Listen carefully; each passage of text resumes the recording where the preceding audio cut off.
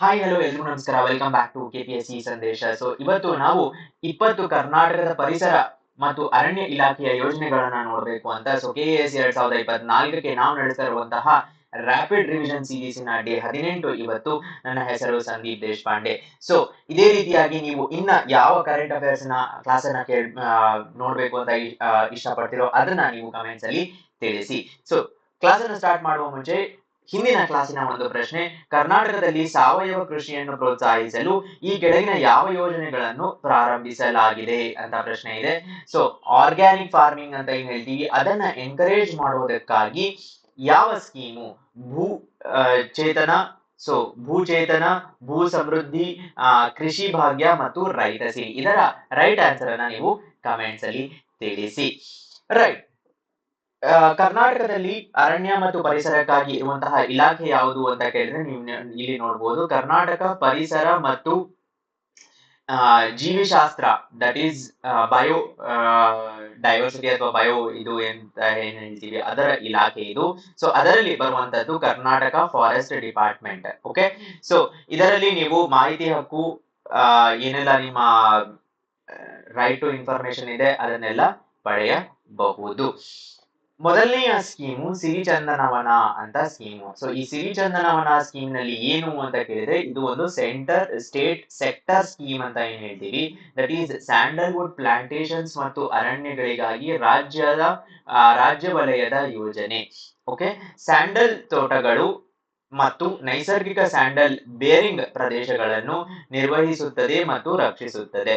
Natural ಆದಂತಹ Sandalwood Plantations ಅನ್ನ ಮತ್ತು ಯಾವುದೆಲ್ಲ ಸ್ಯಾಂಡಲ್ ಅನ್ನ ಬೆಳೆಯಬಹುದಾದ ಏರಿಯಾಸ್ ಏನೆಲ್ಲ ಇದೆ ಅದನ್ನ ರಕ್ಷಿಸುವಂತಹ ಒಂದು ಸ್ಕೀಮ್ ಇದು. ಹೇಗೆ ರಕ್ಷಿಸುತ್ತೆ ಅಂದ್ರೆ, ಬಲವಾದ ಬ್ಯಾರಿಕೇಡ್ ಗಳನ್ನ ಹಾಕಿ, ನಿಮ್ಗೆ ಇಲ್ಲಿ ಫಾರೆಸ್ಟ್ ನ ಒಂದು ಏನು ಸಿರಿಚಂದನವನ, ಅಲ್ಲಿ ಚಂದನದ ಫಾರೆಸ್ಟ್ ಇದ್ರೆ ಅದಕ್ಕೆ ಸುತ್ತಲ ಒಂದು ಬ್ಯಾರಿಕೇಡ್ಸ್ ಗಳನ್ನ ಹಾಕೋದು ಮತ್ತು ಅದರಿಂದ ಕಟ್ಟುನಿಟ್ಟಾದ ರಕ್ಷಣೆಯನ್ನ ಒದಗಿಸುತ್ತದೆ. ಹಗಲು ಮತ್ತು ರಾತ್ರಿ ವಾಚ್ ಅಂಡ್ ವರ್ಡ್ ಅನ್ನು ಒಳಗೊಂಡಿದೆ, ಡೇ ಅಂಡ್ ನೈಟ್. ಯಾಕಂದ್ರೆ ನಿಮ್ಗೆ ಗೊತ್ತಿದೆ, ನೀವು ಫಿಲಂಗಳೆಲ್ಲ ನೋಡಿರ್ತೀರಾ, ಹಳೆಯ ಕಾಲದಿಂದ ಗಂಧದ ಗುಡಿ ಫಿಲಿಂ ಇಂದವರೆಗೂ ಇವಾಗಿನ ಮೋಸ್ಟ್ ರೀಸೆಂಟ್ ಆದಂತಹ ಪುಷ್ಪ ಆ ಟೈಮ್ಸ್ ನಲ್ಲಿಯೂ ಹೇಗೆ ಚಂದನವನ, ಅದು ರಕ್ತ ಚಂದನ ಆಗಿರಬಹುದು ಅಥವಾ ಚಂದನ ಆಗಿರಬಹುದು, ಇದನ್ನ ಹೇಗೆ ಕಳ್ಳ ಸಾಗಾಣಿಕೆ ಮಾಡ್ತಾರೆ ಅಂತ ನೀವು ಹಲವಾರು ಫಿಲ್ಮ್ಸ್ ಅಲ್ಲಿ ನೋಡಿರ್ತೀರ. ಅದನ್ನ ಹಾಗಾಗಿ ಹಗಲು ಮತ್ತು ರಾತ್ರಿ ವಾಚ್ ಅಂಡ್ ವರ್ಡ್ ಅನ್ನ ಮಾಡಬೇಕು ಅಂತ.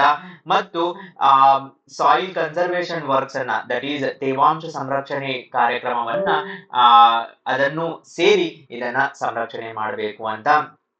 ಸೀಡ್ ಡಿಬ್ಲಿಂಗ್ ಅನ್ನು ಸುಗಮಗೊಳಿಸುತ್ತದೆ. This helps in seed dibbling. ಅಲ್ಲದೆ ಕಲ್ಚರಲ್ ಆಪರೇಷನ್ಸ್ ಆದಂತಹ ಕ್ಲೈಂಬರ್ ಕಟಿಂಗು ಮತ್ತು ಕ್ಯಾನೋಪಿ ಮ್ಯಾನಿಪ್ಯುಲೇಷನ್ ಏನೆಲ್ಲ ಇದೆ, ದಟ್ ಈಸ್ ಮೇಲಾವರಣ ಕುಶಲತೆ ಅಂತ ಏನ್ ಹೇಳ್ತಾರೆ, ಅದನ್ನ ಕೂಡ ಇದು ಹೆಲ್ಪ್ ಮಾಡುತ್ತೆ. ಅಲ್ಲದೆ ಅಕಸ್ಮಾತ್ ಆಗಿ ಫೈರ್ ಆದ್ರೆ, ನಿಮ್ಗೆ ಗೊತ್ತಿರಬಹುದು ಉತ್ತರಾಖಂಡ್ ಅಲ್ಲಿ ಫಾರೆಸ್ಟ್ ಫೈರ್ಸ್ ಅಂತ ಆಗತ್ತೆ. ಆ ರೀತಿಯಾದಂತಹ ಫೈರ್ಸ್ ಅನ್ನ ಆಗದೆ ಇರುವ ಹಾಗೆ ಪ್ರೊಟೆಕ್ಟ್ ಮಾಡುತ್ತೆ. ಇದು ಸಿರಿಚಂದನವನ ಸ್ಕೀಮ್ ಅಂತ ನೀವು ಇಲ್ಲಿ ನೋಡಬಹುದು. ದೆನ್ ಎರಡನೆಯದಾಗಿ ಕರ್ನಾಟಕ ಹಸಿರು ಕಾರ್ಯಕ್ರಮ ಅಂತ. ಹಸಿರು ಕರ್ನಾಟಕ ಕಾರ್ಯಕ್ರಮ, ದಟ್ ಈಸ್ ಗ್ರೀನ್ ಕರ್ನಾಟಕ ಆಗೋದನ್ನ ನೋಡುವಂತದ್ದು. ಸರ್ಕಾರಿ ಜಮೀನುಗಳಲ್ಲಿ ಸಾಮಾಜಿಕ ಅರಣ್ಯ ಅಭಿವೃದ್ಧಿಯನ್ನು ಉತ್ತೇಜಿಸುವ ಗುರಿಯನ್ನು ಹೊಂದಿದೆ. ಇದು ಸೋಷಿಯಲ್ ಫಾರೆಸ್ಟ್ರಿಯನ್ನ ಗವರ್ನಮೆಂಟ್ ಲ್ಯಾಂಡ್ಸ್ ನಲ್ಲಿ ಎನ್ಕರೇಜ್ ಮಾಡಬೇಕು ಅಂತ. ಹೇಗೆ ಅಂತ ಕೇಳಿದರೆ, ಪ್ರತಿ ಏರಿಯಾದಲ್ಲಿ, ಸಣ್ಣ ಬೆಟ್ಟಗಳು, ದಟ್ ಈಸ್ ಸ್ಮಾಲ್ ಹಿಲ್ಸ್, ಗೊಮಾಲ್ಸ್ ಮತ್ತು ಟ್ಯಾಂಕ್ ಏರಿಯಾಸ್ ಗಳಲ್ಲಿ, ತೊಟ್ಟಿ ಪ್ರದೇಶಗಳನ್ನು ಒಳಗೊಂಡಂತೆ ಪ್ರತಿ ಪ್ರದೇಶಗಳಿಗೂ ಸಸಿಗಳನ್ನು ನೀಡುವುದನ್ನು ಒಳಗೊಂಡಿದೆ. ಎವ್ರಿ ಏರಿಯಾಗೆ ಸೀಡ್ಲಿಂಗ್ಸ್ ಅನ್ನ ಕೊಡಬೇಕು ಅಂತ. ಮತ್ತು ಶಾಲಾ ಮತ್ತು ಕಾಲೇಜುಗಳು, ಎನ್ವಿರಾನ್ಮೆಂಟ್ ಪರಿಸರ ಸಂಘಟನೆಗಳೆಲ್ಲ ಏನೆಲ್ಲ ಇದಾವು ಅವರಿಂದ ಈ ಸಸಿಗಳನ್ನ ನೆಡಬೇಕು ಅನ್ನೋದು ಮುಖ್ಯ ಉದ್ದೇಶ. ಪ್ರತಿ ಮನೆ, ಗ್ರಾಮ, ತಾಲೂಕು ಮತ್ತು ಜಿಲ್ಲೆಯಲ್ಲಿ ಮರ ನೆಡುವ ಗುರಿಯನ್ನು ಇದು ಹೊಂದಿದೆ. It aims to plant trees in each village, house, taluk, district ಎಲ್ಲ ಮಟ್ಟದಲ್ಲಿ. ಇದು 2018ರಿಂದ 19 ಸ್ಟಾರ್ಟ್ ಆಗಿ 10 ಕೋಟಿಗಳ ಆರಂಭಿಕ ಬಜೆಟ್ ಇದ್ದು ಹಾಗೆ ಅದು ಮುಂದುವರೆದು ಬಂದಿದೆ. ಗ್ರೀನ್ ಕರ್ನಾಟಕ, ಹೇಗೆ green India, green earth, green global level ಅಲ್ಲಿ ಗ್ರೀನ್ ಅರ್ತ್ ಅಂತ ಏನ್ ಹೇಳ್ತೀವಿ, ಅದೇ ರೀತಿಯಾಗಿ ಹಸಿರು ಕರ್ನಾಟಕ ಅಂತ ಯೋಜನೆ. ರೈಟ್. ನೆಕ್ಸ್ಟ್ ಸ್ಕೀಮ್ ಬಂದ್ಬಿಟ್ಟು ಮಗುವಿಗೊಂದು ಮರ, ಶಾಲೆಗೊಂದು ವನ.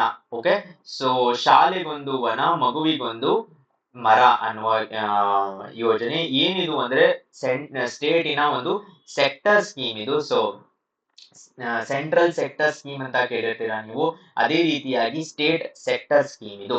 ಈ ಯೋಜನೆಯಲ್ಲಿ ಶಾಲಾ ಮಕ್ಕಳಲ್ಲಿ ಪರಿಸರ ವಿಜ್ಞಾನ ಮತ್ತು ಪರಿಸರದ ಬಗ್ಗೆ ಅರಿವನ್ನು ಮೂಡಿಸುವ ಗುರಿಯನ್ನು ಹೊಂದಿದೆ. ಸೊ ನೀವು ಇಲ್ಲಿ ನೋಡ್ಬೋದು, ಶಾಲಾ ಮಕ್ಕಳಿಗೆ ಹೇಗೆ ಪರಿಸರದ ಬಗ್ಗೆ ಒಂದು ವಾಲಂಟರಿ ಆದ ಸ್ವಯಂ ಪ್ರೇರಿತವಾಗಿ ಅಂತ ಮರ ನೆಡುವ ಕಾರ್ಯಕ್ರಮವನ್ನು ಪ್ರೋತ್ಸಾಹಿಸುತ್ತದೆ. ಶಾಲಾ ಕಾಂಪೌಂಡ್ಗಳಲ್ಲಿ, ವಸತಿ ಆವರಣಗಳಲ್ಲಿ. ಸೊ ವಸತಿ ಆವರಣಗಳು ಅಂದ್ರೆ ಏಕಲವ್ಯ ರೆಸಿಡೆನ್ಷಿಯಲ್ ಸ್ಕೂಲ್ಸ್ ಆಗಿರ್ಬೋದು, ಆದರ್ಶ ಸ್ಕೂಲ್ಸ್ ಆಗಿರ್ಬೋದು, ಇದರಲ್ಲೆಲ್ಲ ಸರ್ಕಾರಿ ಸ್ಕೂಲ್ಗಳಲ್ಲಿ ಮರ ನೆಡುವ ಶಾಲಾ ಮಕ್ಕಳಿಗೆ ಉಚಿತವಾಗಿ ಸಸಿಗಳನ್ನು ಸರಬರಾಜು ಮಾಡಲಾಗುತ್ತದೆ. ಸೊ ಫಾರೆಸ್ಟ್ ಡಿಪಾರ್ಟ್ಮೆಂಟಿನ ಪಾರ್ಟ್ ಏನು ಅಂದ್ರೆ ಸಸಿಗಳನ್ನ ಕೊಡ್ತಾರೆ, ಶಾಲೆಯ ಮಕ್ಕಳು ಅದನ್ನ ನೆಡುವ ಕಾರ್ಯಕ್ರಮವನ್ನ ಮಾಡಬೇಕು. ಎಲ್ಲಾ ಶಾಲೆಗಳು ಮತ್ತು ಕಾಲೇಜುಗಳಲ್ಲಿ ಶಿಕ್ಷಣ ಇಲಾಖೆಯೊಂದಿಗೆ ಸಮನ್ವಯವನ್ನು ಹೊಂದಿದೆ. ಸೊ ಇದು ಒಂದು ಕನ್ವರ್ಜೆನ್ಸ್ ಸ್ಕೀಮ್, ಒಂದೇ ಇಲಾಖೆಯಿಂದ ಮಾಡುವಂತದ್ದಲ್ಲ. ಯಾಕಂದ್ರೆ ಇಲ್ಲಿ ಶಿಕ್ಷಣ ಇಲಾಖೆ ಇದೆ ಒಂದು ಕಡೆ, ಇನ್ನೊಂದು ಕಡೆ ಅರಣ್ಯ ಇಲಾಖೆಯು ಇದೆ. ಶಾಲಾ ಅರಣ್ಯ ಸೃಷ್ಟಿಗೆ ಒತ್ತು ನೀಡಲು ತಾಲೂಕಿಗೊಂದು ಹಸಿರು ಶಾಲೆ ವನವನ್ನು ಪ್ರಾರಂಭಿಸಿದೆ. ಸೊ ಇದು ಇನ್ನೊಂದು ಸ್ಕೀಮು, ಮಗುವಿಗೊಂದು ಮರ, ಶಾಲೆಗೊಂದು ವನ, ಪ್ಲಸ್ ನಮ್ಗೆ ಬರ್ತಾ ಇರೋದು ತಾಲೂಕಿಗೊಂದು ಹಸಿರು ಶಾಲೆ. ಓಕೆ, ಸೊ ಹಾಗೆ ನಡ್ತಾ ಹೋದಂಗೆ ತಾಲೂಕಿಗೊಂದು ಹಸಿರು ಶಾಲೆ ಅಂತ ಸ್ಕೀಮ್ ನಿರ್ಮಾಣ ಆಗತ್ತೆ ಅನ್ನೋದು ಫೈನಲ್ ಡೆಸ್ಟಿನೇಷನ್. ರೈಟ್. ನೆಕ್ಸ್ಟ್ ಬರುವುದು ನಮಗೆ ದೇವರ ಕಾಡು ಯೋಜನೆ ಅಥವಾ ದೈವಿ ವನ ಯೋಜನೆ ಅಂತ ಹೇಳ್ತಾರೆ. ಸೊ ನೀವು ಇದನ್ನ ದೇವರ ಕಾಡು ಅಂತ ಏನ್ ಹೇಳ್ತಾರೆ, ಇದನ್ನ ಇಂಗ್ಲಿಷಿನಲ್ಲಿ ಸೇಕ್ರೆಡ್ ಗ್ರೂವ್ಸ್ ಅಂತ ಕರೀತಾರೆ. ಅರಣ್ಯವನ್ನ ರಕ್ಷಿಸಬೇಕು ಅನ್ನೋದೇನಿದೆ, ಅದರಲ್ಲಿ ಒಂದು ಇಂಪಾರ್ಟೆಂಟ್ ಆದ ಪಾರ್ಟ್ ಯಾವುದು ಅಂತ ಕೇಳಿದರೆ, ಅದನ್ನ ನಾವು ಒಂದು ರೀತಿಯಾದ ದೈವತ್ವವಾಗಿ ನೋಡಿದರೆ ಜನರಿಗೆ ಅದರ ಬಗ್ಗೆ ಅಭಿಮಾನ, ಪ್ರೀತಿ, ವಿಶ್ವಾಸ, ಅಂತಃಕರಣ ಎಲ್ಲವೂ ಹುಟ್ಟಿ ಅದನ್ನ ಸಂರಕ್ಷಿಸ್ತಾರೆ. ಹಾಗಾಗಿ ಅದನ್ನ ಸೇಕ್ರೆಡ್ ಗ್ರೂವ್ಸ್ ಅಂತ. ಒಂದು ಸೇಕ್ರೆಡ್ ಗ್ರೂವ್ಸ್ ಆಲ್ರೆಡಿ ಇರುವ ಕೆಲವಷ್ಟು ಬುಡಕಟ್ಟು ಜನಾಂಗಗಳು, ಅರಣ್ಯವನ್ನ ಪ್ರೀತಿಸುವವರು ಸೇಕ್ರೆಡ್ ಗ್ರೂವ್ಸ್ ಅಂತ ಬರೀ ಕರ್ನಾಟಕದಲ್ಲಿಯೇ ಅಲ್ಲ, ಅದಕ್ಕೆ ಬೇರೆ ಬೇರೆ ರಾಜ್ಯಗಳಲ್ಲಿ ಗೋವಾ, ಒಡಿಶಾ, ತೆಲಂಗಾಣ, ಆಂಧ್ರ ಪ್ರದೇಶ, ಕರ್ನಾಟಕ, ತಮಿಳುನಾಡು ಎಲ್ಲ ರಾಜ್ಯಗಳಲ್ಲಿ ಅದರದ್ದೇ ಆದ ಸೇಕ್ರೆಡ್ ಗ್ರೂವ್ಸಿನ ಹೆಸರುಗಳಿದೆ. ಸೊ ಅದೇ ರೀತಿಯಾಗಿ ಕರ್ನಾಟಕ ಫಾರೆಸ್ಟ್ ಇಲಾಖೆ 12 ವರ್ಷಗಳಿಂದ ಹಿಂದೆಯೇ ಸ್ಥಳೀಯ ಜೀವ ವೈವಿಧ್ಯತೆಯನ್ನು ಸಂರಕ್ಷಿಸಲು ಈ ಯೋಜನೆಯನ್ನು ಪ್ರಾರಂಭಿಸಿದೆ. ಓಕೆ, ಸೊ ಲೋಕಲ್ ಬಯೋಡೈವರ್ಸಿಟಿಯನ್ನ ಕಾಪಾಡ್ಕೋಬೇಕು ಅಂತ ಕರ್ನಾಟಕದಲ್ಲಿ ಕೂರ್ಗಲ್ಲಿ ನಿಮ್ಗೆ ಬಹಳಷ್ಟು ಒಂದು ದೇವರ ಕಾಡುಗಳು ಕಂಡು ಬರುತ್ತವೆ. ಓಕೆ, ಸೊ ಇದರಲ್ಲಿ ಏನು ಅಂತ ಕೇಳಿದ್ರೆ, creation of forest and planting of religiously significant species, ಕೆಲವಷ್ಟು ಧಾರ್ಮಿಕವಾಗಿ ಮಹತ್ವದ ಸ್ಪೀಶೀಸ್ಗಳು ಯಾವಿದವೋ ಅವನ್ನ ಪ್ಲಾಂಟೇಶನ್ ಮಾಡಬೇಕು ಅಂತ ಅರಣ್ಯ ಮತ್ತು ವನ್ಯಜೀವಿ ಸಂರಕ್ಷಣೆಯ ಬಗ್ಗೆ ತಿಳಿದುಕೊಳ್ಳಲು ಪ್ರವಾಸಿಗರನ್ನು ಪ್ರೇರೇಪಿಸುತ್ತದೆ. ಎಕೋ ಟೂರಿಸಂ ಅಂತ ಏನ್ ಹೇಳ್ತೀವಿ, ಅದರ ರಿಲೇಟೆಡ್ ಆಗಿ ಅವರನ್ನ ಪ್ರೇರೇಪಣೆ ಮಾಡಿದಾಗ ಅವರು ಹೌದು ಈ ತರಾನು ಇದೆ. ಎಸ್ಪೆಷಲಿ ಬಹಳಷ್ಟು ವೆಸ್ಟರ್ನ್ ಕಂಟ್ರೀಸ್ ಅಲ್ಲಿ ಈ ತರದ ಒಂದು ಫ್ಯಾಸಿನೇಷನ್ ಇದೆ ಅವರಿಗೆ ತಿಳ್ಕೋಬೇಕು ಅಂತ. 3 ವರ್ಷಗಳಲ್ಲಿ ಸುಮಾರು 100 ಹೆಕ್ಟೇರ್ ಭೂಮಿಯನ್ನು ಆವರಿಸುತ್ತದೆ, 2 ವರ್ಷಗಳವರೆಗೆ ನಿರ್ವಹಿಸಲಾಗುತ್ತೆ. ಸೊ 3 years ವರೆಗೂ 100 hectares ನ ಕವರ್ ಮಾಡಿ ಮತ್ತೆ ಮೇಂಟೆನೆನ್ಸ್ ಅನ್ನು ಮಾಡಬೇಕು ಅಂತ. ಎವ್ರಿ ಡಿಸ್ಟ್ರಿಕ್ಟ್ ಅಲ್ಲಿ 3 ಹೆಕ್ಟೇರಿನ ಒಂದು ಏರಿಯಾವನ್ನ ಕವರ್ ಮಾಡಬೇಕು ಅಂತ. ಇದಕ್ಕೆ ಸಿವಿಲ್ ಕಮ್ಯುನಿಟೀಸ್, ಯಾಕಂದ್ರೆ ಬಂದಿರುವವರು ಹೇಗೆ ನೋಡಬೇಕು ಫಾರೆಸ್ಟ್ ಟೂರ್ಸ್ ಅನ್ನೋದಕ್ಕಾಗಿ ವಾಕಿಂಗ್ ಪಥಗಳು, ಎಕೋ ಟ್ರೈಲ್ಗಳು ಮತ್ತು ಟ್ಯಾಕ್ಸೋನಾಮಿಕ್ ಲೇಬಲಿಂಗ್, ಅಂದ್ರೆ ನೀವು ಲಾಲ್ಬಾಗಿಗೆ ಹೋದಾಗ ಟ್ಯಾಕ್ಸೋನಾಮಿ ಅಂತ ಕರೀತಾರೆ. ಟ್ಯಾಕ್ಸೋನಾಮಿ ಅಂದ್ರೆ ಏನು ಅಂದ್ರೆ, ಲಾಲ್ಬಾಗಿಗೆ ಹೋದಾಗ ಪ್ರತಿ ಮರಕ್ಕೆ ಇದು ಈ ಮರ, ಇದು ಈ ಸ್ಪೀಶೀಸಿನ ಮರ, ಇದು ಈ ಫೈಲಮ್ಗೆ ಸೇರಿದ ಮರ, ಇದು ಈ ಫ್ಯಾಮಿಲಿಯಾಗೆ ಸೇರಿರುವ ಮರ ಅಂತ ಎಲ್ಲವೂ ಬರೆದಿದ್ದಾರೆ. ಅದನ್ನೇ ನಾವು ಟ್ಯಾಕ್ಸೋನಾಮಿ ಅಂತ ಕರಿತೀವಿ. ಓಕೆ, ಎಕೋ ಟ್ರೈಲ್ಸ್ ಬಗ್ಗೆ ಫಾರೆಸ್ಟ್ ಡಿಪಾರ್ಟ್ಮೆಂಟ್ ಇಂದು ಇನ್ನೊಂದು ಸ್ಕೀಮ್ ಇದೆ, ಅದನ್ನು ಈ ಕ್ಲಾಸ್ ಅಲ್ಲಿ ನೋಡೋಣ. ದೆನ್ ಸಮೃದ್ಧಿ ಹಸಿರು ಗ್ರಾಮ ಯೋಜನೆ, ಕರ್ನಾಟಕದಲ್ಲಿ ಸಮೃದ್ಧ ಹಸಿರು ಗ್ರಾಮ ಯೋಜನೆ. ಸೊ ಇದು ಪ್ರೋಗ್ರೆಸಿವ್ ಆಗಿರುವಂತಹ ಗ್ರಾಮ, ಬಟ್ ಹಸಿರು ಗ್ರಾಮ. 80 ಗ್ರಾಮ ಅರಣ್ಯ ಸಮಿತಿಗಳಲ್ಲಿ 2009-10ರಿಂದಲೇ ಜಾರಿಗೊಳಿಸಲಾದ ಸ್ಕೀಮ್ ಇದು. ಅರಣ್ಯ ಮತ್ತು ಮರಗಳ ಹೊದಿಕೆಯನ್ನು ಹೆಚ್ಚಿಸುವ ಮತ್ತು ನೈಸರ್ಗಿಕ ಸಂಪನ್ಮೂಲಗಳಲ್ಲಿ ಗ್ರಾಮಗಳನ್ನು ಸ್ವಾವಲಂಬಿಗಳನ್ನಾಗುವ ಮಾಡುವ ಗುರಿಯನ್ನು ಹೊಂದಿದೆ. So forest to tree cover ಅನ್ನ ಹೆಚ್ಚಿಸ್ತಾ ವಿಲೇಜಸ್ ಅನ್ನ ಸೆಲ್ಫ್ ರಿಲಯಂಟ್ ಆಗಿ ಮಾಡಬೇಕು ನ್ಯಾಚುರಲ್ ರಿಸೋರ್ಸಸ್ ಇಂದ ಅಂತ ಮುಖ್ಯ ಯೋಜನೆ. ಸೊ ನಾನು ಆಗ್ಲೇ ಹೇಳ್ದಂಗೆ ಒಂದು ಎನ್ವೈರನ್ಮೆಂಟ್, ಇದು ಒಂದು ಬ್ಯಾಲೆನ್ಸ್, ಒಂದು ತಕ್ಕಡಿ ಇದ್ದಂಗೆ. ಒಂದು ಕಡೆ ಪರಿಸರ, ಇನ್ನೊಂದು ಕಡೆ ಈ ತಕ್ಕಡಿಯಲ್ಲಿ ಬರುವುದು ಪ್ರಗತಿ. ಓಕೆ, ಸೊ ದ ಕ್ವಶನ್ ಎಲ್ಲಿ ಪ್ರಗತಿ ಮಾಡ್ತಾ ಪರಿಸರವನ್ನ ನಿರ್ಲಕ್ಷಿಸಬಾರದು ಅಂತ. ಅದಕ್ಕೆ ಸಮೃದ್ಧ ಅಂದ್ರೆ ಪ್ರಗತಿ, ಹಸಿರು ಅಂದ್ರೆ ಪರಿಸರ, ಇದೆರಡರ ಬ್ಯಾಲೆನ್ಸಿನಲ್ಲಿ ನಾವು ಗ್ರಾಮಗಳನ್ನ ಸೃಷ್ಟಿ ಮಾಡಬೇಕು, ಡಿಸ್ಟ್ರಿಕ್ಟ್ಸ್ ಅನ್ನ ಸೃಷ್ಟಿ ಮಾಡಬೇಕು, ರಾಜ್ಯವನ್ನ ಸೃಷ್ಟಿ ಮಾಡಬೇಕು ಅನ್ನೋದು ಮುಖ್ಯ ಉದ್ದೇಶ. ಇದರಲ್ಲಿ aims to increase supply of timber. So ಇಂಧನ ಮರವಲ್ಲದ ಅರಣ್ಯ ಉತ್ಪನ್ನ, that is non timber forest produce ಮತ್ತು ಫಾಡರ್ ಇತ್ಯಾದಿಗಳ ಪೂರೈಕೆಯನ್ನು ಹೆಚ್ಚಿಸುವ ಗುರಿಯನ್ನು ಹೊಂದಿದೆ. ಓಕೆ, ಸೊ ಇದು ಸಮೃದ್ಧ ಹಸಿರು ಗ್ರಾಮ ಯೋಜನೆ. ಇದರ ಅನುಷ್ಠಾನ 2010 ನಲ್ಲಿ ಆಗಿದ್ದು. ಅದಲ್ಲದೆ ಅದನ್ನ ನೀವು ನೋಡ್ಬೋದು. ಇನ್ನೇನು ಅಂತ ಕೇಳಿದರೆ, renewable energies for kitchen gardens, cultivation of medicinal plants. So ಅಡಿಗೆ ತೋಟಗಳಲ್ಲಿ ಔಷಧೀಯ ಸಸ್ಯಗಳ ಕೃಷಿ ಮತ್ತು ನವೀಕರಿಸಬಹುದಾದ ಇಂಧನ ಸಂಪನ್ಮೂಲಗಳ ಬಳಕೆಯನ್ನು ಉತ್ತೇಜಿಸುತ್ತದೆ. ರಿನ್ಯೂವೇಬಲ್ ಎನರ್ಜಿಯನ್ನ ಯೂಸ್ ಮಾಡುತ್ತೆ. ಮಣ್ಣು ಮತ್ತು ತೇವಾಂಶ ಸಂರಕ್ಷಣೆ, SMC ಕಾರ್ಯಗಳ ಮೂಲಕ ಅಂತರ್ಜಲದ ಲಭ್ಯತೆಯನ್ನು, so basically moisture conservation works ಏನಿದೆ, ಗ್ರೌಂಡ್ ವಾಟರ್ ಅವೈಲೇಬಿಲಿಟಿ, ಪುನರ್ಭರ್ತಿ ಅಂತ. ಸೊ ಗ್ರೌಂಡ್ ವಾಟರ್ ಲಭ್ಯತೆಯನ್ನ ಮತ್ತೆ ರಿಜೋಯಿನೇಟ್ ಮಾಡೋದು, ಮತ್ತೆ ಅವೈಲೇಬಲ್ ಮಾಡೋದು, ಇದು ಹೆಚ್ಚಿಸುವ ಗುರಿಯನ್ನು ಇದು ಹೊಂದಿದೆ. ಅದಲ್ಲದೆ ಬೇರೆ ಎಷ್ಟೆಲ್ಲ ಫ್ರೂಟ್ಸ್, ಆಯಿಲ್ ಬೇರಿಂಗ್ ಸ್ಪೀಶೀಸ್ ಇವೆಲ್ಲವಕ್ಕೂ ಪ್ರಿಫರೆನ್ಸ್ ಅನ್ನ ಕೊಟ್ಟಿದ್ದಾರೆ ಇದರಲ್ಲಿ. ಯಾವುದು? ಸಮೃದ್ಧ ಹಸಿರು ಗ್ರಾಮ ಯೋಜನೆ. ರೈಟ್. ಸೊ ಅರಣ್ಯ ಇಲಾಖೆಯ ಇನ್ನೊಂದು ಇಂಪಾರ್ಟೆಂಟ್ ಕಾರ್ಯಕ್ರಮ, ಇನಿಷಿಯೇಟಿವ್, ಯೋಜನೆ ಯಾವುದು ಅಂದ್ರೆ ಉತ್ಸವಗಳನ್ನ ನಡೆಸೋದು. ಏನಪ್ಪಾ ಅಂದ್ರೆ ಕರ್ನಾಟಕದಲ್ಲಿ ಪಕ್ಷಿ ಉತ್ಸವ 2024 ಅಂತ ನೀವು ಇಲ್ಲಿ ನೋಡ್ಬೋದು. ಸೊ ಈ ಪಕ್ಷಿ ಉತ್ಸವಗಳು ಬೇರೆ ಬೇರೆ ಕಡೆ ನಡೆಯುತ್ತೆ.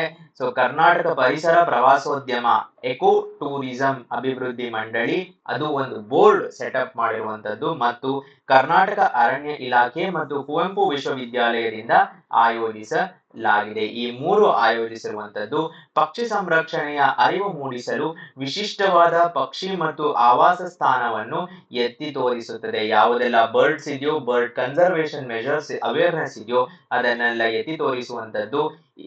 ಇದರಲ್ಲಿ ಎವ್ರಿ ಇಯರ್ ಬೇರೆ ಬೇರೆ ತರದ ಬರ್ಡ್ಸ್ ಅನ್ನ, ಎವ್ರಿ ಆವೃತ್ತಿಗಳಲ್ಲಿ ಬೇರೆ ಬೇರೆ ಬರ್ಡ್ಸ್ ಅನ್ನ ನೋಡ್ಬೋದು. ಇಲ್ಲಿ ನೋಡ್ಬೋದು ಕಪ್ಪು ಹುಡೆಡ್ ಒರಿಯಲ್ ಅಂತ. ಸೊ ಬ್ಲಾಕ್ ಹುಡೆಡ್ ಒರಿಯಲ್ ಅಂತ ಏನಿದೆ, ಅದು ಒಂದು ಮ್ಯಾಸ್ಕಾಟ್ ಪಕ್ಷಿ ಅಂತ ಒಂದು ಟೈಮ್ ಆರಿಸಿದ್ದಾರೆ. ಭದ್ರಾ ಹುಲಿ ಸಂರಕ್ಷಿತ ಪ್ರದೇಶದ ವೈವಿಧ್ಯಮಯ ಪಕ್ಷಿ ಸಂಕುಲಕ್ಕಾಗಿ 8 ಟ್ರೇಲ್ಗಳನ್ನು ಆಯ್ಕೆ ಮಾಡಲಾಗಿದೆ. ಸೊ 8 ಟ್ರೇಲ್ಸ್ ಅನ್ನ ಭದ್ರಾ ಟೈಗರ್ ರಿಸರ್ವ್ ಅಲ್ಲಿ ಈ ಬಾರಿ ಮಾಡ್ತಾ ಇರುವಂತದ್ದು, ಅದನ್ನ ನೀವು ನೋಡ್ಬೋದು. ಭದ್ರಾ ಹುಲಿ ಸಂರಕ್ಷಿತ ಪ್ರದೇಶವು ಹಲವಾರು ಪಕ್ಷಿ ಪ್ರಭೇದಗಳಿಗೆ ನೆಲೆಯಾಗಿದೆ. ಇದನ್ನು ಉತ್ಸವದಲ್ಲಿ ಪ್ರದರ್ಶಿಸಲಾಗುತ್ತೆ. ಸೊ ಸ್ಪಾಟಿಂಗ್ ಅನ್ನ ಮಾಡಬಹುದು. ನೀವು ಬರ್ಡ್ಸ್ ಅನ್ನ ಕ್ಲಿಕ್ ಮಾಡಿ ಅದನ್ನ ಇನ್ಸ್ಟಾಗ್ರಾಮ್ ಅಲ್ಲಿ ನೀವು ಫಾಲೋ ಮಾಡ್ತಾ ಇರೋರು ಅವರನ್ನೆಲ್ಲ ನೀವು ಇಲ್ಲಿ ನೋಡಬಹುದು. ಇಲ್ಲಿ ಈ ಸ್ಕೀಮಿನ ಬಗ್ಗೆ ಹೇಳಬೇಕು ಅಂದ್ರೆ ಇಲ್ಲಿ ನೋಡ್ಬೋದು, ಕರ್ನಾಟಕದ ಹಕ್ಕಿ ಹಬ್ಬದಲ್ಲಿ 11ನೇ ಆವೃತ್ತಿ ಬಂದುಬಿಟ್ಟು ಚಿಕ್ಕಮಗಳೂರು ಭದ್ರಾ ಹುಲಿ ಸಂರಕ್ಷಿತ ಪ್ರದೇಶ 14ರಿಂದ 16 ಜೂನ್ 2024 ಮಧ್ಯದಲ್ಲಿ ನಡೆದಿರುವಂತದ್ದು Karnataka eco ಟೂರಿಸಂನದ್ದು.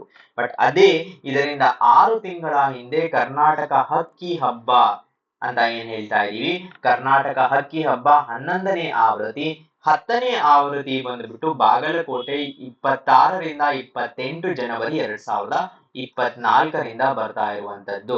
So this is eco tourism Karnataka ಅರಣ್ಯ ಇಲಾಖೆ. ಓಕೆ, ದೆನ್ ಅರಣ್ಯ ಇಲಾಖೆಯ ಇನ್ನೊಂದು ಪಾರ್ಟ್ ಹೇಳಬೇಕು ಅಂತ ಕೇಳಿದ್ರೆ ರಾಷ್ಟ್ರೀಯ ಒಂದು ಅರಣ್ಯೀಕರಣ ಯೋಜನೆ ಅಂತ ಏನ್ ಹೇಳ್ತೀವಿ, that is national afforestation programme ಅಂತ. ಸೊ ಈ ನ್ಯಾಷನಲ್ ಅಫಾರೆಸ್ಟೇಷನ್ ಪ್ರೋಗ್ರಾಮಿನ ಇಂಪ್ಲಿಮೆಂಟೇಷನ್ ಕರ್ನಾಟಕದಲ್ಲಿ ಬಹಳನೇ ಸೊಗಸಾಗಿ ಆಗಿದೆ. ಅದು ಅರಣ್ಯ ಇಲಾಖೆಯ ಸ್ಕೀಮ್ ಆದ್ದರಿಂದ ನಾವು ಅದ್ರ ಬಗ್ಗೆನೂ ನೋಡ್ಕೊಂಡಿರ್ಬೇಕು. ಯೋಜನೆಯ ರಾಷ್ಟ್ರೀಯ ಅರಣ್ಯೀಕರಣ ಕಾರ್ಯಕ್ರಮ NAP, ಅರಣ್ಯೀಕರಣ ಮತ್ತು ಪರಿಸರ ಅಭಿವೃದ್ಧಿ ಮಂಡಳಿ NAEB, ಪರಿಸರ ಮತ್ತು ಅರಣ್ಯ ಸಚಿವಾಲಯ MOEF ಮತ್ತು ಇನ್ನಿತರೆ ಕೇಂದ್ರಗಳನ್ನು ಸೇರಿಸಿ ಆಗಿರುವಂತದ್ದು. ಸೊ ಕರ್ನಾಟಕದಲ್ಲಿ ಅದರ ಇಂಪ್ಲಿಮೆಂಟೇಷನ್ ಕೂಡ ಅರಣ್ಯ ಇಲಾಖೆಯ ಅಡಿಯಲ್ಲಿಯೇ ಬರುವಂತದ್ದು.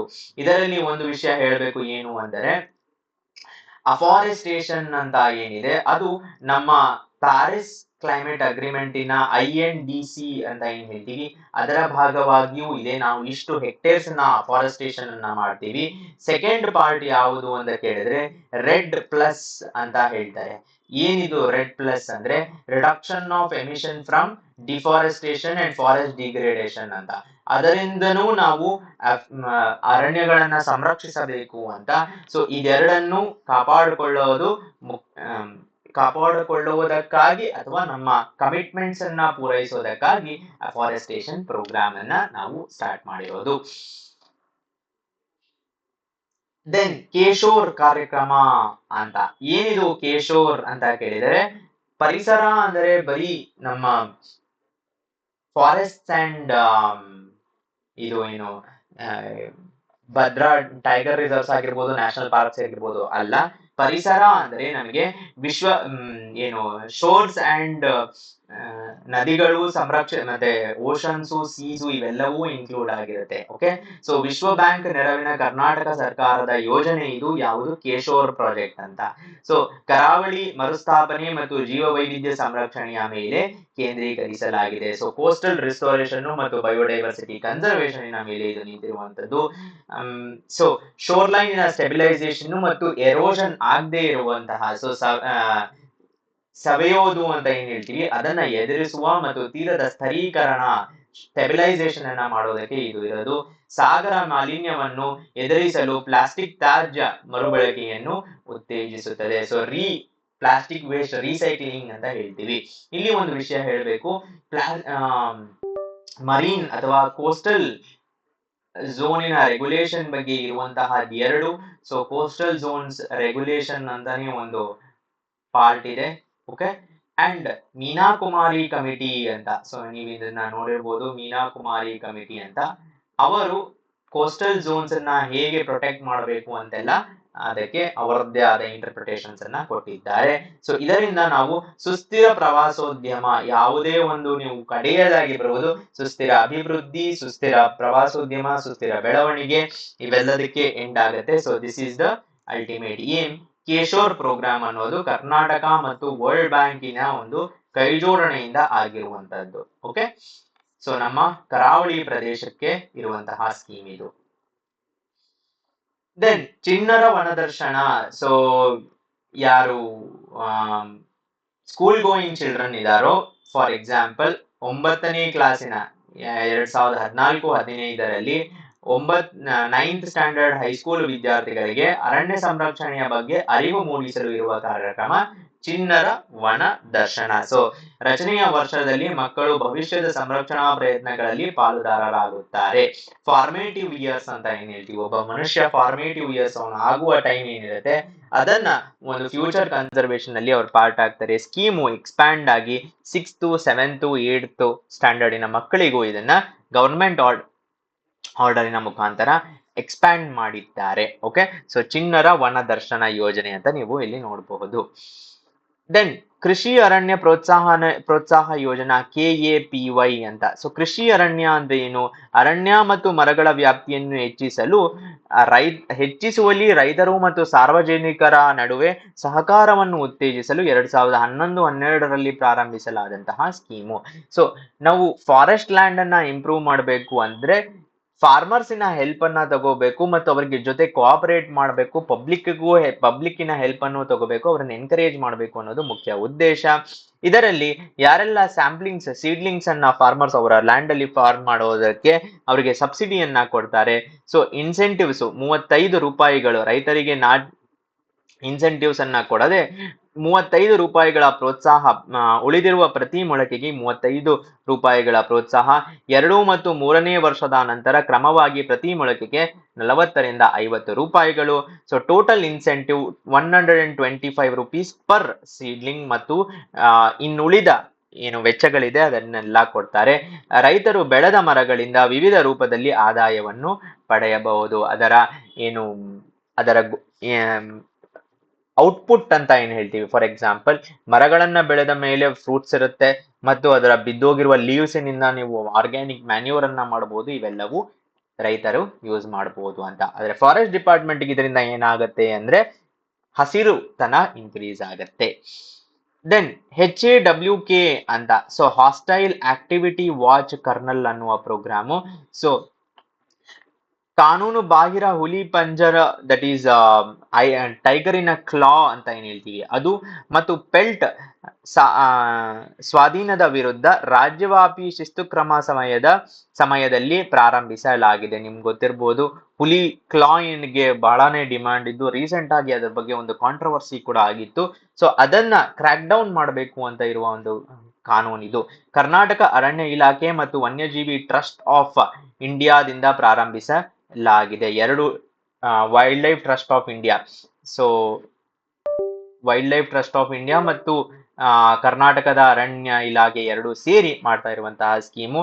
ಇದನ್ನ CSR ಆಗಿಯೂ ಜನರು, ನಿಮ್ಗೆ ಗೊತ್ತಿದೆ ಆಕಾಂಕ್ಷಾ ಪೋರ್ಟಲ್ ಅಂತ. ಸೊ ಆಕಾಂಕ್ಷಾ ಪೋರ್ಟಲ್ ಥ್ರೂ ಯಾವ್ದಾದ್ರು IT department wild life conservation help ಮಾಡಬೇಕು ಅಂದ್ರೆ ಅದನ್ನ CSR ಮುಖಾಂತರ ಪ್ರೊವೈಡ್ ಮಾಡಬಹುದು. IT ಸೇವೆಗಳು ಇದರದ್ದು NTT ಡೇಟಾ ಇಂದ ಪ್ರೊವೈಡ್ ಆಗಿದೆ. ದೆನ್ ಟ್ರೀ ಪಾರ್ಕ್ ಯೋಜನೆ. ಏನಪ್ಪಾ ಇದು ಟ್ರೀ ಪಾರ್ಕ್ ಅಂತ ಅಂದ್ರೆ, ಪ್ರಾಥಮಿಕವಾಗಿ ಮರದ ಬೆಳವಣಿಗೆ, ಗಿಡಮೂಲಿಕೆಗಳು, ಪೊದೆಗಳು ಮತ್ತು ಆರೋಹಿಗಳನ್ನು ಒಳಗೊಂಡಿರುತ್ತದೆ. ನಗರವಾಸಿಗಳಿಗೆ ನಿಸರ್ಗದ ಪ್ರದೇಶದ ಅನುಭವವನ್ನು ಒದಗಿಸುವ ಗುರಿಯನ್ನು ಹೊಂದಿದೆ. ಸೊ ನೀವು ನೋಡ್ಬೋದು, ಎಂಟೈರ್ ಸಿಟಿ ಲೈಫ್, ಅರ್ಬನೈಸೇಷನ್ ಅಂತ ಏನ್ ಹೇಳ್ತೀವಿ, ನಗರೀಕರಣದ ಮಧ್ಯದಲ್ಲಿ, ಕಾಂಕ್ರಿಟೈಸೇಷನ್ನಿನ ಮಧ್ಯದಲ್ಲಿ ಇರುವ ಜನರಿಗೆ ನಿಸರ್ಗ ಅಂದರೆ ಏನು, ಅದು ಹೇಗಿರುತ್ತೆ ಅಂತ ತೋರಿಸುವ ಒಂದು ಗುರಿಯನ್ನು ಹೊಂದಿರುವಂತಹ ಸ್ಕೀಮು ಟ್ರೀ ಪಾರ್ಕ್ ಅನ್ನುವ ಸ್ಕೀಮು.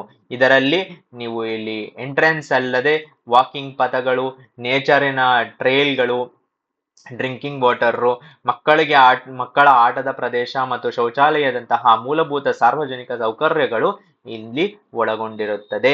ಟ್ರೀ ಪಾರ್ಕ್ ಯೋಜನೆಗಳು ನಗರವಾಸಿಗಳಲ್ಲಿ ಪ್ರಕೃತಿಯ ಬಗ್ಗೆ ಮೆಚ್ಚುಗೆಯನ್ನು ಸೃಷ್ಟಿಸುವಂತಹ, ಅಲ್ಲಿ ಹೋಗಿ ಒಂದು ರಿಲ್ಯಾಕ್ಸ್ಡ್ ಫೀಲಿಂಗ್ ಅನ್ನ ಅನುಭವದ ಪಡಿಬೇಕು ಅಂತ, ಮತ್ತು ಯೋಗ, ಜಾಗಿಂಗು, ಸೈಕ್ಲಿಂಗು, ಮೆಡಿಟೇಷನ್ ಅನ್ನ ಮಾಡಿ ಇನ್ಸ್ಟಾಗ್ರಾಮ್ ರೀಲ್ಸ್ ಅಪ್ಲೋಡ್ ಮಾಡಬೇಕು ಅಥವಾ ಅದ್ರ ಬಗ್ಗೆ ಅರಿವನ್ನ ಮೂಡಿಸ್ಬೇಕು ಮತ್ತು ದೈಹಿಕ ಚಟುವಟಿಕೆಗಳ ಮತ್ತು ಮಕ್ಕಳ ಆಟದ ಪ್ರದೇಶವನ್ನು ಅಭಿವೃದ್ಧಿ ಪಡಿಸಲಾಗಿದೆ.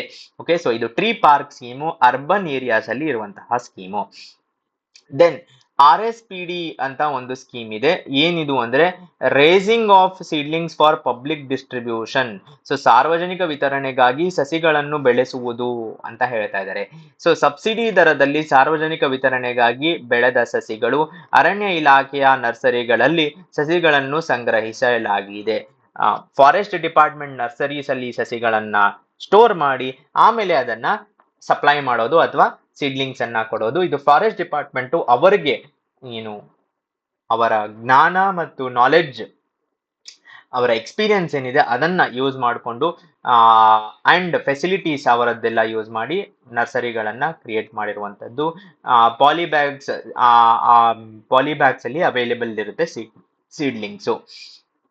ದೆನ್ ನಾವು ಈ ಆಡಳಿತದಲ್ಲಿ ಕೆಲವಷ್ಟು ಸ್ಕೀಮ್ಸ್ ಅನ್ನು ನೋಡಿದೀವಿ, ನೀವು ಅದರ ವಿಡಿಯೋವನ್ನು ನೋಡಬಹುದು. ಈ ಪರಿಹಾರ ಅಂತ ಸ್ಕೀಮು, ದಟ್ ಈಸ್ ಮನುಷ್ಯ ಮತ್ತು ಅನಿಮಲ್ಸ್ ಮಧ್ಯೆ ಕೀಳಾದಂತಹ ಕಾನ್ಫ್ಲಿಕ್ಟ್ ಇಂದ ಆದ ಕಿಲ್ಲಿಂಗ್ಸ್ ಇಂದ ಪರಿಹಾರವನ್ನು ಕೊಡುವುದಕ್ಕಾಗಿ KFD ಅಪ್ಲಿಕೇಶನ್. ಈ ಪ್ರಹಾರಿ ಅಂತ ಸ್ಕೀಮು, ಇದು ಫಾರೆಸ್ಟ್ ಡಿಪಾರ್ಟ್ಮೆಂಟಿನ ವರ್ಕ್ ಅನ್ನ ಈಸಿಯರ್ ಆಗಿ ಮಾಡುವುದಕ್ಕೆ ಇಲಾಖೆಯ ಅದರ ಆಂತರಿಕ ಸ್ಕೀಮ್ ಅಪ್ಲಿಕೇಶನ್ ಇದು. ಈ ಸಸ್ಯ ಕ್ಷೇತ್ರ ಅಂತ ಸ್ಕೀಮು, ಸೊ ನಿಸರ್ಗದಲ್ಲಿ ಲಭ್ಯವಿರುವ ಸಸಿಗಳನ್ನು ನಮೂದಿಸಲು ಈ ಸಸ್ಯ ಕ್ಷೇತ್ರವನ್ನು ನರ್ಸರಿಗಳಲ್ಲಿ ಬಳಸಲಾಗುತ್ತದೆ. ರೈತ ನೋಂದಣಿ, ರೈತ ಮೊಳಕೆ ವಿನಂತಿ ಇವೆಲ್ಲವೂ ಇರುವಂತಹ ಒಂದು ಸ್ಕೀಮು KAPY ನ ಸ್ಕೀಮು. ಈ KAPY ನ ಅಪ್ಲಿಕೇಶನ್ ಈ ಸಸ್ಯ ಕ್ಷೇತ್ರ. ದೆನ್ KAPY ನ ಅರಣ್ಯ ಭೂಮಿ ಅಂತ ಒಂದು ಅಪ್ಲಿಕೇಶನ್ ನೋಡಿದೀವಿ. KAPY ಅಂತ ಒಂದು ಅಪ್ಲಿಕೇಶನ್ ಅನ್ನು ನೋಡಿದೀವಿ. ರೈಟ್. ಸೊ ಇದಿಷ್ಟು ಅಪ್ಲಿಕೇಶನ್ಸ್ ಅಲ್ಲದೆ ನಾವು ಇವತ್ತು 20 ಕರ್ನಾಟಕದ ಪರಿಸರ ಯೋಜನೆಗಳು ಮತ್ತು ಅರಣ್ಯ ಪರಿಸರ ಮತ್ತು ಅರಣ್ಯದ ಯೋಜನೆಗಳನ್ನ ಕಂಪ್ಲೀಟ್ ಮಾಡಿದೀವಿ. ನೆಕ್ಸ್ಟ್ ಕ್ಲಾಸ್ ಅಲ್ಲಿ ಮತ್ತೆ ಸಿಗೋಣ. ನಿಮ್ ಸಪೋರ್ಟ್ ಹೀಗೆ ಇಲ್ಲಿ. ಧನ್ಯವಾದಗಳು.